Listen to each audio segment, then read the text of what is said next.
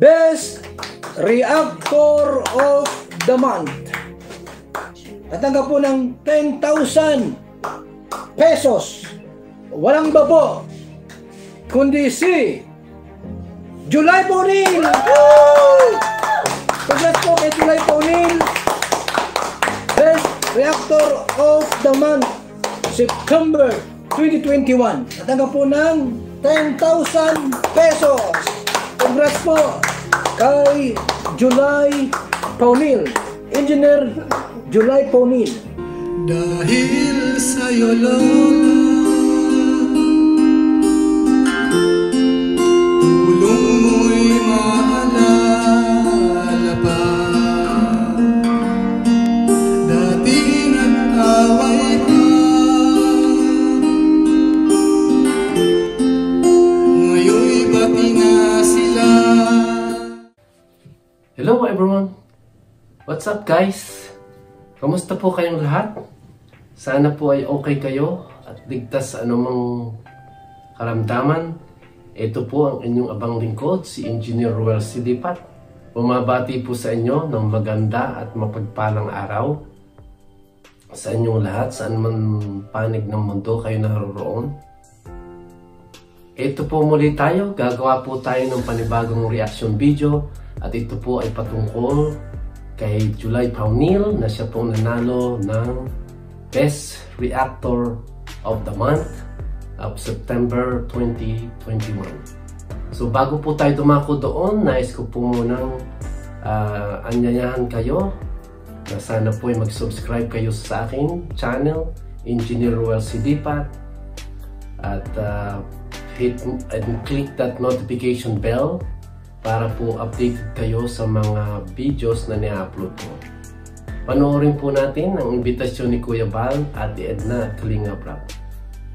Shoutout po mga kalingap kay Engineer Ruel Silipat. Ayan, salamat po. Subscribe po natin. Mabuhay po tayong lahat. Thank you. Engineer Ruel Silipat. Subscribe niyo po sa kanyang YouTube channel.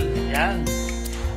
O sa lahat po ng mga viewers, subscriber po, pakidalaw po yung kanyang bahay po.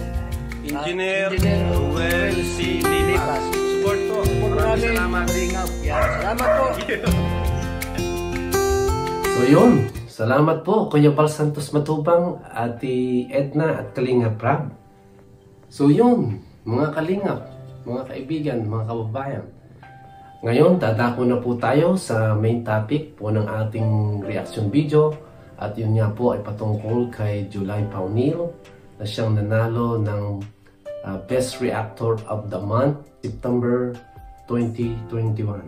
Si July Paunil po ay isang inhinyero na nagtatrabaho sa Qatar at siya po ang team leader ng COOS, Kalingap OFW Organic Supporters ni Kuya Bal. Yan. Dito po sa reaction videos ko na ito ay meron po akong tatlong nais ipahatid sa inyo at ibahagi kung bakit po si July Paunil ang nanalo ng Best Reactor of the Month ng month ng September. So tatlo pong subjects, iisa-isahin po natin at isa-isa ko pong i-explain kung bakit. So pero bago po tayo dumako doon, nais ko munang ipaalala sa inyo na kung hindi pa po kayo nakasubscribe sa aking channel, please subscribe at hit the notification bell para updated po kayo sa mga videos na i-upload ko. Maraming salamat po. At siyempre, nais ko muna pong i-shoutout ang aking Team Engineer Ruel Silipat. Ito po ang mga pangalan nila. Paki-suporta na lang po at subscribe po sa bawat isa. Maraming salamat po. Ayan, sila po ay mga team members ko na ang hangad po ay makatulong po sa ating kapwa, sa ating pong kababayan. So yun mga kalingap, maraming salamat po sa inyong lahat. So yun po, dumako na po tayo sa tatlong bagay na napansin ko po sa mga videos ni July Paunil. Okay, isa-isahin po natin yung tatlong yon. Una, napansin ko po na napakaganda po ng kanyang presentation. Yung po una, presentation. Ang kanya pong presentation sa kanyang mga videos na ginawa ay very realistic. Makikita po natin sa kanyang facial expression na he is really excited. At talagang kita po natin na pinaghandaan po niya ang mga videos na kanyang ginawa at ang pagkasunod-sunod po ng kanyang mga reaction. At saka makikita po natin na talagang ginagamit po niya ang kanyang imagination sa kanyang presentation. Meron po siyang mga example na pinapakita at illustration po doon sa kanyang reaction videos. Very knowledgeable po siya sa mga subject matters na the way he present the videos is really realistic. And he is using imagination para po maging attractive sa mga viewers. Kaya yon, isa po yon, napakaganda po ng kanyang presentation. At meron po siyang mga illustration. Pinanood ko po ang ilan sa mga videos niya at talagang I'm really impressed the way how he show his illustration. Ito pong isang ito na panoorin po natin. Talagang na-attract po ako sa kanyang presentation. Meron po siyang mga sample at mga imagination doon sa kanyang presentation. So ito, panoorin po natin ang clips ng kanya pong videos na ito. Ang before and after ng bahay ni Lola Damiana. So yun mga katugang, mga kalingap, nakita natin yung before and after ng bahay ni Lola Damiana. Ngayon, punta na tayo sa pangatlong part. Pag-usapan na natin yung patungkol dun sa pagpipreserve ng kanyang bahay. Alam nyo mga katugang, mga kalingap, nung nakaraang vlog natin, nag-concentrate lang ako sa mga OFW. Parang hindi ko kinonsider yung pangkabuuan. Pero sa ngayon, paiiralin natin yung ating imagination. Samahan nyo ako siyempre. Ito naman ay po pwedeng mangyari o kaya naman hindi, or baka mas mahigit pa. Ang naiisip ko kasi mga katugang, mga kalingap, yung bahay ni Lola Damiana ay i-preserve na lang. Lilinisin, aalagaan, para hindi masira. Tapos yung kanya mga gamit ay ilalagay sa maayos na lalagyan. Pwede sa mga salamin na eskaparate o kaya mga cabinet. Tapos yung labas ng bahay, tataniman ng mga halaman ng mga punong kahoy. Para kahit araw, lilim yung area. Tapos, pwede ring lagyan ng bakod na kung saan ay maganda yung design. Kita pa rin yung loob. Kumbaga parang protection lang para hindi mapasok ng mga bata at mga hayop sa loob. Para ma-maintain yung kalinisan. Tapos, yung hagdanan paakyat, di ba parang bundok yon? Aayusin na rin yung hagdanan. Parang bibilangin natin yung bilang ng baitang. Halimbawa 30 steps. Tapos pwedeng tawaging 30 steps papunta doon sa bahay ni Lola Damiana. Tapos kung sakasakaling ang projection natin ay maraming bisita ang pupunta, pwede rin gumawa ng mga kubo-kubo sa malapit. Parang tambayan, pahingahan ng mga bisita. Alam nyo kasi mga katugang, mga kalingap, doon sa nakaraang vlog ko, ang iniisip ko lang noon, mga OFW yung pupunta. Kaya parang nasa isip ko, baka isa lang or dalawa ang pupunta every week. Pero itong mga nakarang araw, pumasok sa aking imagination na hindi lang pala yon ang pwedeng pumunta roon. Dahil maraming mga YouTubers na mga sumusuporta rin kay Lola Damiana. So possible na kapag gaganon ang nangyari, papasyal din sila doon. At posibleng dumami ng dumami ang papasyal doon. Lalo na kapag hindi na pandemic. So yan po mga kalingap, ang una.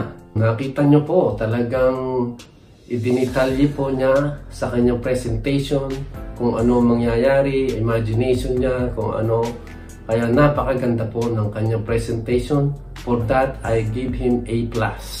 Okay? Kaya dapat po talagang siyang manalo. Ngayon, dumako naman po tayo sa pangalawa na yung pong passion. Pangalawa po ay passion. Nakikita po natin sa kanyang paggagawa ng reaction video, talagang siya po ay passionate. Okay, so bakit ko po nasabi na siya ay passionate sa kanyang paggawa ng reaction video? Ito po, sasabihin ko po sa inyo. Bakit po siya passionate sa kanyang reaction video? Makikita po natin dito sa example na papakita ko sa inyo. Talagang makikita po natin kung paano siya passionate sa kanyang paggawa ng reaction video. Kaya dapat po nating maging halimbawa siya sa ganitong paggagawa ng reaction video. Kasi may kasabihan po tayo na pag minamahal mo at talagang gusto mo ang iyong ginagawa, ay talagang nagpo-focus ka at binubuhos mo ang iyong oras para magawa ng ayos ang bagay na gusto mo.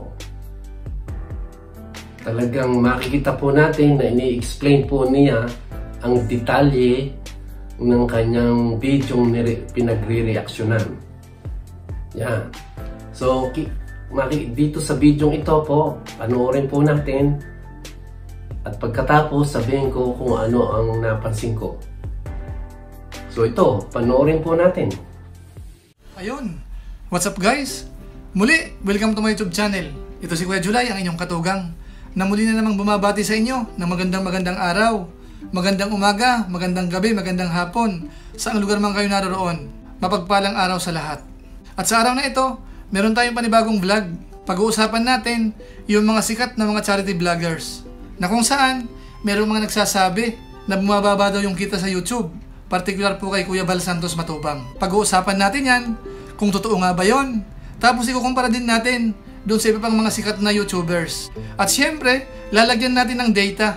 Titingnan mismo natin yung statistics ng kanilang YouTube channel. Pero syempre, meron tayong disclaimer. Ang gagawin natin ay simpleng analysis lang. Iiwasan muna natin na mabanggit yung kanilang earnings sa YouTube. Nabanggit ko na rin yan na merong mga nagko-comment na ayaw nila nang pag-uusapan yung patungkol sa sweldo. Kaya bilang respeto na rin sa mga sikat na YouTuber, iiwasan natin yon. Ang pag-uusapan natin, yung bilang ng subscribers, yung nadadagdag buwan-buwan, yung kanilang views for the last 30 days, at saka yung total views. Tapos ipapakita natin yung ranking. Ngayon, para hindi na magtagal, umpisahan na agad natin. O unahin muna nating puntahan yung kanilang YouTube channel. Tapos, titingnan natin, ano nga ba ang nagpatrending sa kanilang YouTube channel. Eto yon. Dito sa channel ni Hungry Syrian, meron siyang 6.4 million views 1 year ago. Ito ay yung patungkol sa Kalakal Bote. Tapos meron din siyang 6.3 million views 2 years ago. Tapos meron din siyang 5.7 million views 6 months ago. Tapos 4.9 million views 1 year ago. About naman sa all vendors in tire goods. Tapos 4.9 million views 1 year ago. Tapos meron pang 4.7 million views 2 years ago. Tapos kay Tekram naman, ang nagpa-trending sa kanya ay yung patungkol doon sa batang kargador, si Dave. Meron ng 6.4 million views 7 months ago. Tapos meron ding 4.1 million views 6 months ago. Patungkol doon sa misteryong tao, dati palang abogado. Tapos kay Dave uli, merong 4 million views 1 year ago. Tapos merong 2.9 million views 1 year ago. Tapos meron pang 2.9 million views 1 year ago. Tapos kay Virgilin Cares naman, alam naman natin, ang nagpa-trending talaga sa kanya ay si Mura. Sa ngayon meron ng 4.7 million views 4 weeks ago pa lang. Tapos yung isa pa, yung hanap buhay na nasa hukay, 2.6 million views 10 months ago. Tapos meron pang 2.4 million views 4 months ago. Patungkol naman ito dun sa nangutang na bata. Tapos meron siyang 2.3 million views 1 year ago. At saka yung kay Mura uli, 2.1 million views 3 weeks ago. Tapos kay Kuya Bal Santos Matubang naman, ang nagpa-trending sa kanya ay yung patungkol sa taong grasa. Meron ng 2.2 million views 1 year ago. Tapos yung bahay na unique, meron ng 1.9 million views 1 year ago. At saka yung alam naman ng karamihan, yung patungkol kay Lola Damiana. Yung pinakamalaki, nasa 1.6 million views 6 months ago. Tapos meron pa uli siyang 1.6 million views 1 year ago, yung patungkol pa rin sa taong grasa. Tapos kay Lola Damiana, 1.2 million views.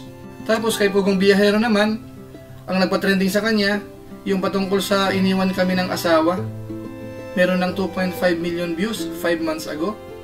Tapos yung patungkol sa informal settlers, sa ngayon meron ng 1.7 million 1 year ago. Tapos yung batang performer, meron ng 1.3 million views 1 year ago. Tapos yung part 2 nung iniwan kami ng asawa ko, meron ng 1.2 million views 5 months ago. Tapos meron din siyang 896,000 views 1 year ago. Tapos kay Archie Hilario naman, ang nagpa-trending sa kanya ay yung patungkol dun sa lolo na pinabayaan na ng mga anak. Sa ngayon meron na siyang 3.2 million views 1 year ago. Actually ito ang nagpa-trending kay Archie, maraming part yan eh. Tapos yung isa pa, meron ng 1.2 million views 1 month ago, patungkol dun sa Candy ang Pananghalian. Tapos meron siyang 989,000 views 1 year ago, Patungkol naman ito doon sa matandang magkapatid. So yan ang mga nagpa-trending sa kanilang YouTube channel. So ayun mga katugang, mga kalingap, nakita natin ano nga ba doon sa mga vlog nila yung nagpasikat talaga sa kanila. Ngayon, punta naman tayo sa Social Blade para makita naman natin yung statistic ng kanilang YouTube channel. Unahin natin si The Hungry Syrian Wanderer. Sa ngayon, ang kanyang subscribers ay meron ng 4.48 million. Tapos ang nadadagdag sa kanyang subscribers for the last 30 days ay merong 50,000. Medyo bumaba siya ng 54%. Tapos yung kanyang total views for the last 30 days ay merong 7 million. Bumaba ng 23%. So makikita dito sa graph, medyo downtrend siya. Pero yung kanyang total video views ay umaabot na ngayon ng 351.58 million views. So ganun na kalaki. Ngayon, isunod naman natin si Tekram. Ang kanyang subscribers na ngayon ay nasa 1.7 million subscribers. Tapos ang kanyang nadadagdag sa kanyang subscribers for the last 30 days ay merong 40,000. Tumaas siya ng 33%. Tapos yung kanyang video views for the last 30 days ay merong 14.45 million views. Bumaba siya ng 19%. So kung mapapansin natin yung graph, medyo pababa rin ng konti. Pero yung kanyang total views ay umaabot ng 351.53 million views. So malaki rin. Ngayon puntahan natin si Virgilin Cares. Sa ngayon, meron na siyang 1.05 million subscribers. Kailan niya lang ito naabot?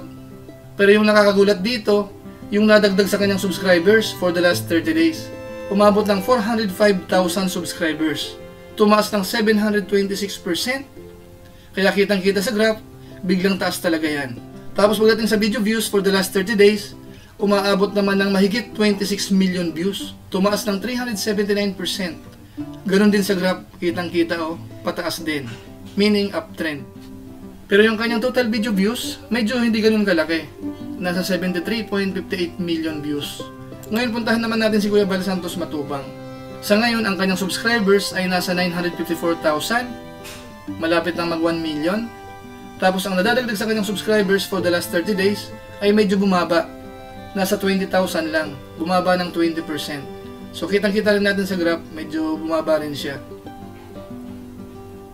Tapos yung kanyang total views for the last 30 days ay umaabot ng 11.73 million views. Bumaba rin ng 15%. So ganun din yung graph. Kasi umangat ito ng bandang first quarter ng 2021. Tapos unti-unting bumaba siya. Pero meron pa rin views siya. Medyo maganda-ganda pa rin kung ikukumpara natin nung nakaraang taon. Tapos yung kanyang total video views ay medyo malaki rin. Umaabot ng 245.24 million views. Tapos kay Pugong Biyahero naman, sa ngayon ang kanyang subscribers ay nasa 600,000. Tapos ang nadadagdag sa kanyang subscribers for the last 30 days ay 43,000. Tumaas ng 7.5%. Tapos yung kanyang total views for the last 30 days ay umabot ng 8.69%. Tumaas ng 20%. Kaya makikita rin sa graph, medyo pataas din. Tapos yung kanyang total views ay umaabot na ng 105.77 million views. Ngayon isunod natin si Archie Hilario. Sa ngayon nasa 541,000 na ang kanyang subscribers. Tapos yung nadagdag sa kanyang subscribers for the last 30 days ay 15,000. Bumaba ng 63%. So medyo kitang-kita naman natin dito. Pababa talaga siya. Tapos yung kanyang total views for the last 30 days ay umaabot ng 5.95 million views. Bumaba rin ng 19%. Tapos yung kanyang total views mula nung nag-umpisa ay mahigit 109 million views na. So yun ang statistic ng kanilang YouTube channel. Ngayon, pupunta na tayo sa summary. Ito yung maganda kasi makikita mismo natin yung ranking. Madali natin maikumpara. Unahin muna natin yung bilang ng subscribers. Ang nangunguna ay si Hungry Syrian dahil meron na siyang 4.48 million na subscribers. Sinusundan siya ni Tekram, meron namang 1.7 million. Tapos pangatlo, si Virgilin Cares, meron namang 1.05 million. Tapos pang-apat, si Kuya Bal Santos Matubang, nasa 954,000. Na kung saan, sinisikap din nating ma-promote at saka ma-recommend para maabot na natin yung 1 million subscribers. Tapos ang pang-lima, si Pugong Biyahero, meron naman siyang 600,000 subscribers. Tapos yung pang-anim, si Archie Hilario, meron naman siyang 541,000 subscribers. Ngayon, isunod naman natin ilan yung nadadagdag buwan-buwan sa kanilang subscribers for the last 30 days. Ang nangunguna siyempre ay si Virgilin Cares dahil alam naman natin na sobrang viral yung post niya kay Emura. Kaya umabot yun ng 405,000 subscribers, isang buwan lang. Tapos sinundan naman sa ni Hungry Syrian, meron namang 50,000 subscribers. Tapos pangatlo, si Pugong Biyahero, meron namang 43,000. Tapos pang-apat, si Tekram, meron namang 40,000 subscribers. Tapos pang-lima, si Kuya Val, meron namang 20,000 subscribers. Tapos pang-anim, si Archie Hilario, meron namang nadagdag na 15,000 subscribers for the last 30 days. Ngayon, puntahan naman natin yung bilang ng views for the last 30 days. Ang nangunguna ay si Virgilin Cares, umabot ng 26.16 million views. So malaki. Tapos sinusundan naman ni Tekram, meron namang 14.45 million views. Tapos pangatlo, si Kuya Val Santos Matubang, meron namang 11.73 million views. Tapos panglima, si Hungry Syrian, meron namang 7.03 million views. Pang-anim, si Archie Hilario, meron namang 5.95 million views. Ngayon, puntahan naman natin yung total views mula nung nag-umpisa. Ang may pinakamaraming views ay si Hungry Syrian, umaabot ng 351.6 million. Sinusundan ni Tekram na halos magkapareho sila, merong 351.5 million views.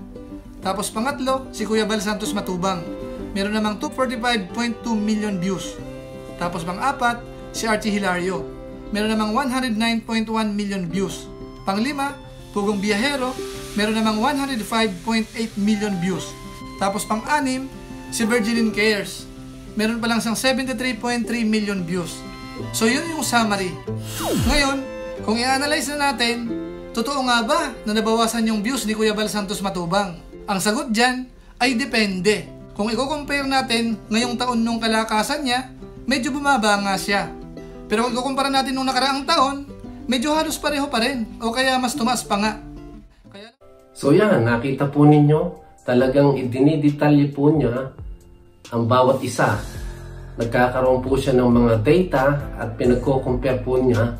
Kaya talagang yan po ay kung hindi kayo passionate sa paggawa niyan, hindi nyo na po kailangang saliksikin ang bawat data ng bawat isang tao na pinagko-compare po niya. Kaya yun, talagang makikita po natin na talagang siya ay passionate sa kanyang ginagawa. Dahil mahirap po yung maghanap ng mga impormasyon ng bawat tao na pinagko-compare niya. Kaya he is so passionate sa kanya pong ginagawa. So yan po mga kalingap, ang pangalawa.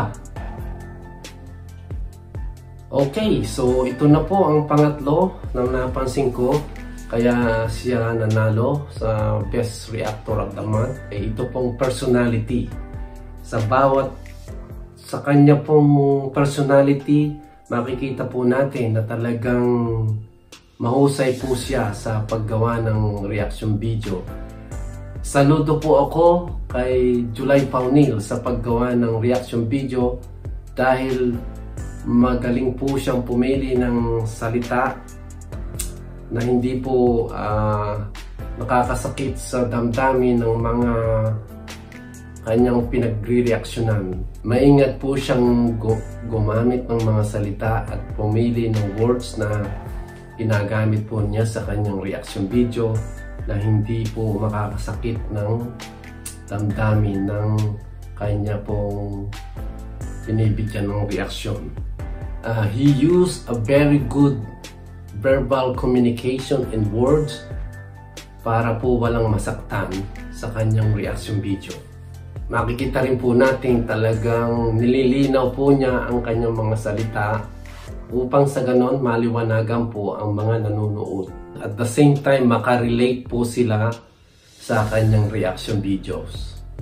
Ang galing po niyang magpaliwanag sa kanyang mga reaction video at saka po siya'y honest and he delivered the words correctly na hindi po nasasaktan yung mga nanonood at naunawaan. He communicates everything in a positive manner. A+ din po siya sa personality ng kanyang paggawa ng videos. Talagang makikita po natin sa kanyang mga videos na mai-enjoy po ng mga viewers. Tulad po ng isang videos na ito, panoorin po natin. Kaya salamat itong ginawa ni July Paunil, mga kalingap. Sumunod sa tamang proseso. Kaya para maiwasan yung gulo, mas maganda meron tayong protocol na dapat sinusunod. So ayun mga kalingap, sana magsilbing aral yon. Kung sakasakaling yung mga sponsor magkakaroon ng ganung case, dapat i-anticipate natin yung mangyayari. Kaya nga pinag-usapan din namin sa aming grupo, yung COOS, na pagkasunduan namin na hindi dapat kami dumidirekta doon sa mga binablog ni Kuya Bal Santos Matubang. Kung gusto naming tumulong, padaanin natin kay Kuya Bal para hindi magkaroon ng conflict. So sana maliwanag yon para maiwasan natin yung mga magiging problema sa hinaharap. Ngayon, bago tayo pumunta doon sa pinaka-highlight, gusto ko munang ipaalala sa inyo yung patungkol kay Joel Salcedo. Kung matatandaan kasi natin, siya ay nakasali na sa listahan ni Kuya Bal Santos Matubang bilang Kalingap Partners Category B, kung inyong natatandaan. Kaso nga lang nung sumunod na araw, tinanggal uli siya. Eto, pakinggan natin. Ako po yung napasama dun sa kung natatandaan nyo, Kalingap Category B. Yun yung pong mga sinashoutout. Tapos ay bigla, nung sumunod na live ni Kwan, tinanggal ako. Yung pala, dahil ako po yung nandun sa grupo na yun, nasa chat. Tinanggal din po ako doon sa grupo ng chat. Ang tanggal sa akin ay si Ma'am Ana Layos yata yun. Issue. Ngayon, puntahan na natin yung pinaka-highlight ng ating reaction video sa ngayon. Ito naman ay patungkol doon sa live stream ni Kuya Bal Santos Matubang kaninang umaga, na kung saan nabanggit niya na nagkausap sila ni Joel Salcedo ng masinsinan. Tapos binanggit ni Kuya Bal Santos Matubang na si Joel Salcedo ay magiging katulong na, magiging executive partner na si Joel Salcedo dahil bumuo daw ng grupo. Ngayon, para lalong mas malinaw, panoorin natin ito. So kahapon po, nagpaliwanag tayo doon po sa nangyari, no? Kay Joel Salcedo. Nag-usap kami po by after ng live ko po, mga kaibigan. Ayun naman natin na mayroong kaaway o mayroong samaan ng loob, mga kaibigan, mga kalingap. Hindi maganda, di ba? Sa isang vlogger, isang YouTuber na every time na mag-vlog tayo, mag-live, may kaaway tayo, mayroon tayong pinaparinggan, pangit naman po yan gayon. So ayun mga katugang, mga kalingap, magiging katulong na nga si Joel Salcedo. Kumbaga magkakaroon din siya ng grupo, kung paano siguro nabuo yung iba't ibang grupo, na kung saan ay mga tumutulong kay Kuya Bal Santos Matubang, ganun din ang gagawin ni Joel Salcedo. Bagamat alam ko, marami ang magtataas ng kilay.